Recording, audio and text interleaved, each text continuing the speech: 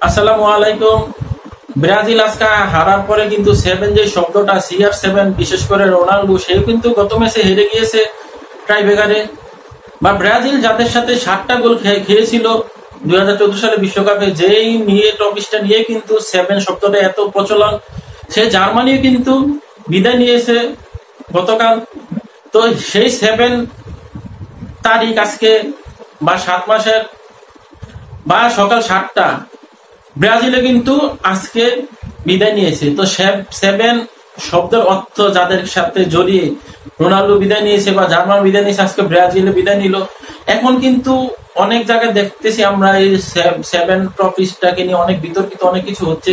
তো আমি বলবো সেভেন কিন্তু খালি ভালো খারাপ এর মধ্যে সীমাবদ্ধ না। সেভেন কিন্তু অনেক ভালো একটা শব্দ আছে, যে আমরা বিশেষ করে কথায় কথা বলি লাকি সেভেন। তো ব্রাজিল কিন্তু আজকাল লাকি সেভেন হতে পারেনি, তারা কিন্তু সেভেন মার্ডারে রূপান্তরিত হয়েছে। আমরা দেখেছি ব্রাজিলের অনেক ভক্ত সমর্থন, তারা হেরে তাদের মেজাজ এমন হাই হয়ে আছে, তারা মনে হয় সেভেন মার্ডার করে ফেলবে। তা আমরা চাই সেভেন শব্দর অবসান আজকে থেকে হোক। আগামীকাল কিন্তু আর 7 তারিখ থাকবে না। তো সেভেন এর সাথে যারা জড়িয়ে তারা কিন্তু সবাই বিদায় নিয়েছে, ব্রাজিল, জার্মানি ও পর্তুগাল, বা রোনাল্ডো CR7। তো এখন কিন্তু আরেকটা মজার টপিক এসে পড়েছে, যাদের সাথে ব্রাজিল খেলেছে তারা 2বারের চ্যাম্পিয়ন, ব্রাজিল ছিল 5বারের চ্যাম্পিয়ন, তারাও কিন্তু 7 বিশ্বকাপ জয়ী দোনো দল আজকে খেলেছে। তো এখন ব্রাজিলকে নিয়ে কিন্তু বেশিরভাগ দেখছি টল হচ্ছে, যে দাদার জমিদারি, বাপের বাড়ি গাড়ি, ছেলের হাতে ভাঙ্গা হাড়ি, আমি কি 7 আপ খেতে পারি? হ্যাঁ, অবশ্যই আমি কালকে থেকে 7 আপ খাবো। আজকে বা গতকাল আমি খেতে পারিনি, কারণ একটা 7 আপ কিনতে গেলেও কিন্তু অনেক বিতর্কিত হয়। 7 আপ আমি খাবো কেন? আমার পোশাক আর্জেন্টিনা, বা আমি আর্জেন্টিনার সাপোর্টার, 7 আপ খেলেও কিন্তু মনে করে তাদের সাথে টল করে। আগামীকাল থেকে কিন্তু আমরা 7 আপ খেতে পারবো, সেই প্রত্যাশা করতেছি। কারণ আগামীকাল থেকে ব্রাজিলের ভক্ত সমর্থকরা একটু হলেও কম অ্যাটাক করবে, একটু নার্ভাস কম থাকবে। তো 7 এর অবসান কিন্তু ঘটিয়েছে এই যে বাপের জমিদারি, দাদার জমিদারি, বাপের বাড়ি গাড়ি, ছেলের হাতে ভাঙ্গা হাড়ি, সেটা এই প্রসঙ্গে আসছে যে এন্ড্রিককে তারা নিয়ে এত গল্প করে, যে প্লেয়ার উত্তরাধিকারী নাকি এন্ড্রিক। প্লে যদি আজকে থাকতো, তাকে নিয়ে কিন্তু দুটো একটা কথা বলতো। প্লে কিন্তু 90 মিনিট খেললে 2-4-10টা শট দিয়ে দিত। সেই এন্ড্রিক কিন্তু আজকে 85 মিনিটে যে একটি শট, মরা শট মেরেছে। তাকে কিন্তু কিংবদন্তি প্লে, আমরা জানি ভালো প্লেয়ার বিশ্বের, তার সাথে তুলনা করা কোনোভাবেই যোগ্য নয়। সেই যোগ্যতার প্রমাণ কিন্তু সে দিতে পারেনি। বা তাদের যে বেনি জুনিয়র, সে কিন্তু লাকি 7, মানে 7 তার জার্সি নাম্বার, লাকি 7, সে আজকে খেলতে পারতো। তার সেই কোচারের ভুলে কিন্তু সে আজকে খেলতে পারেনি। জানি আমরা তাদের যে কোচ, সেটা কিন্তু বিতর্কিত ভাবে লাস্ট 10 বছরে 15 বার সে চাকরিচ্যুত হয়েছে, চাকরি হারিয়েছে। সে কিন্তু তার যে মেধা, তার মেধার সাথে কিন্তু অন্যজনের মেধা আসলে মিলে না। গত ম্যাচে যদি ব্রাজিল কলম্বিয়ার সাথে হারলেও কিন্তু গোল পরিসংখ্যানে তারা কোয়ার্টার ফাইনাল খেলতে পারতো। সেই হিসাবে কিন্তু তাদের যে গোল মিসিং বর্তমানে জুনিয়র, ভিনি জুনিয়রকে না খেলালে পারতো, সেটা ম্যাচের আগে আমি বলছিলাম। সে কিন্তু বিতর্কিত ভাবে তাকে খেলিয়েছে। আজকে কিন্তু সেই এন্ড্রিককে তার জায়গায় খেলেছে। আমরা জানি ভিনি থাকলে 2-4-5টা শট মারতেই পারতো। সে কিন্তু এন্ড্রিকের ভালো একটা প্লেয়ার, সেটা কিন্তু কোচের ভুলে হয়েছে। আবার আপনার রিসেন্টলি আপনার গোলকিপার যে এলিসন বেকার, সে কিন্তু বেকার হয়ে গেছে। ক্লাব কাপে সে ভালো খেলে, সে জাতীয় দলে ভালো খেলে, তো ক্লাব কাপে কিন্তু আপনার যে ডিফেন্স লাইন, সেটা কিন্তু থাকে না। সেটা কিন্তু অন্য দেশের বড় বড় নামি দামি প্লেয়ারকে নিয়ে ডিফেন্স লাইন তৈরি করা হয়। তো আপনি নিজের দেশে কোন প্লেয়ার আছে সেটার উপর ডিপেন্ড করে কিন্তু আপনি গোলকিপার নির্বাচিত করবেন। তো আপনি ক্লাব কাপে অন্য দলের গোলকিপার উপর নির্বাচিত করে কিন্তু আপনি এই গোলকিপার নির্বাচন করলেন। সে কিন্তু রিসেন্টলি দ্বিতীয় ব্রাজিলের যে গোলকিপার, তার থেকে কিন্তু পরিসংখ্যানে রিসেন্টলি খারাপ করেছে। সেই হিসাবে তাদের দ্বিতীয় গোলকিপার যদি খেলতো, সে টাইব্রেকারে আমার মনে হয় সে 2টা করতে পারতো। কারণ ব্রাজিল কিন্তু একবারে শটও ভালো করতে পারেনি, আর গোল একটা বাঁচিয়েছে, সেটা কিন্তু বাম সাইডে শট দিয়েছে, নিচে বল, উপরে না। আর্জেন্টিনার মার্টিনে যেভাবে ঝাঁপিয়ে পাঁচ পাখির মতো ধরেছে, সেটাও না। তো এলিসন বেকারকে কিন্তু ব্রাজিল বলে আর্জেন্টিনা মার্টিনেজ থেকেও নাকি সে ভালো, সেটা কিন্তু ব্রাজিলের যাদের সমর্থন তারা কিন্তু আজকে দেখিয়েছে। বিশেষ করে ক্রোয়েশিয়ার সাথে 2022 সালে কিন্তু এই এলিসন বেকার তাদেরকে ডুবিয়েছিল টাই বেকারে।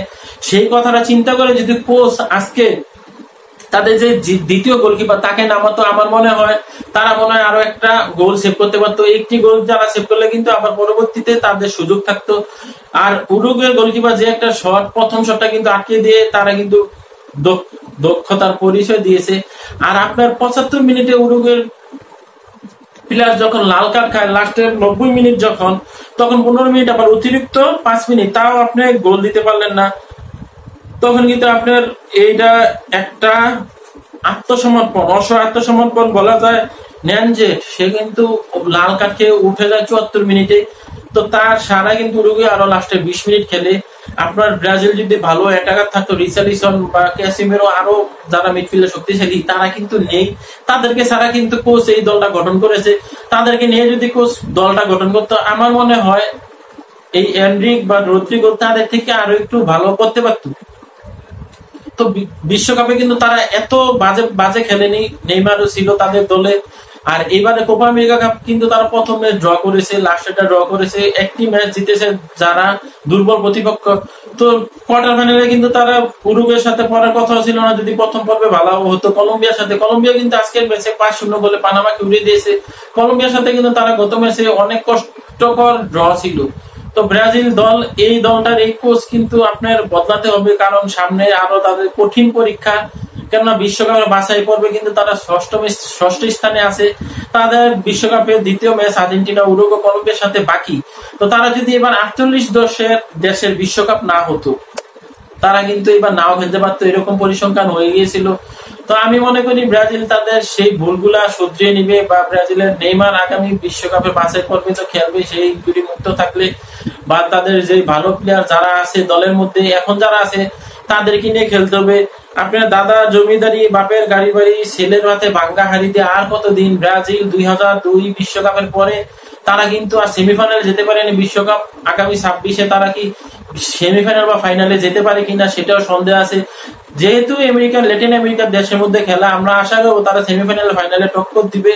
যেহেতু মেক্সিকো, কানাডা আর আমেরিকার মধ্যে 26 বিশ্বকাপ হবে, তাদের কিন্তু প্রতিবেশী, তাদের আবহাওয়া অনুকূলে তারা নিজেকে ফিট করে নিতে পারবে। তো সেই হিসাবে কিন্তু তাদের এখন থেকে দল গোছানোর সময়।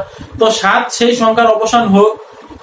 আমরা জানি আগামীকাল 8 তারিখ হয়ে যাবে, 7 আর থাকবে না, বা 7 আপের এই বিতর্কিত আর থাকবে না, বা 7 মার্ডার, লাকি 7 সবকিছু কিন্তু নিঃস্ব হয়ে যাবে। বা CR7 রোনাল্ডো বা জার্মানি ব্রাজিলকে 7টা গোল দিয়েছে, বা ব্রাজিল 7টা খেয়েছে, কি সবকিছুর কিন্তু অবসান ব্রাজিল আজকে হেরে হয়ে গেছে। তো আগামী 10 তারিখ সেমিফাইনাল, কলম্বিয়া, উরুগুয়ে, আর্জেন্টিনার ম্যাচ আছে কানাডার সাথে। সেইগুলো আমরা ইনশাল্লাহ আর্জেন্টিনা জিতে ফাইনালে দেখা হবে। উরুগুয়ে বা কলম্বিয়া যারা আসে তাদের সাথে আমরা চাই রিসেন্টলি যারা ভালো পারফরমেন্স করেছে উরুগুয়ে তারা ফাইনালে আসুক, কারণ আমরা চাই ভালো দলের সাথে খেলে চ্যাম্পিয়ন হতে। কারণ উরুগুয়ের সাথে আমরা কিন্তু বিশ্বকাপ বাছাই পর্বে লাস্টের ম্যাচে হেরেছি। যদিও আমার কলম্বিয়ার অধিনায়ক জেমস রদ্রিগো অনেক পছন্দের প্লেয়ার, 2014 সালে সে সেরা উদীয়মান প্লেয়ার নির্বাচিত হয়েছিল, তাও আমরা চাই যারা যোগ্য দল তারা ফাইনালে আসবে ভালো খেলে। কলম্বিয়া আসলে কোনো সমস্যা নাই, যদি কলম্বিয়ার যোগ্য দল হিসেবে উরুগুয়েকে হারিয়ে যদি আসতে পারে আমাদের কোনো সমস্যা নেই। আর আমরা ইনশাল্লাহ কানাডাকে ভালোভাবে হারিয়ে ফাইনালে দেখা করব যারা আসে তাদের সাথে, এই আশা ব্যক্ত করে আজকের মতো বিদায় নিচ্ছি। ব্রাজিল টিমের জন্য সামনে শুভকামনা জানিয়ে, যেহেতু তারা হলুদ পাখি, অস্ট্রেলিয়া হলুদ পাখি, মিশন হেক্সা তারা স্বপ্ন পূরণ করুক। আজকের মতো বিদায় নিচ্ছি। AI শরীফ, খেলার গল্প। আল্লাহ হাফেজ।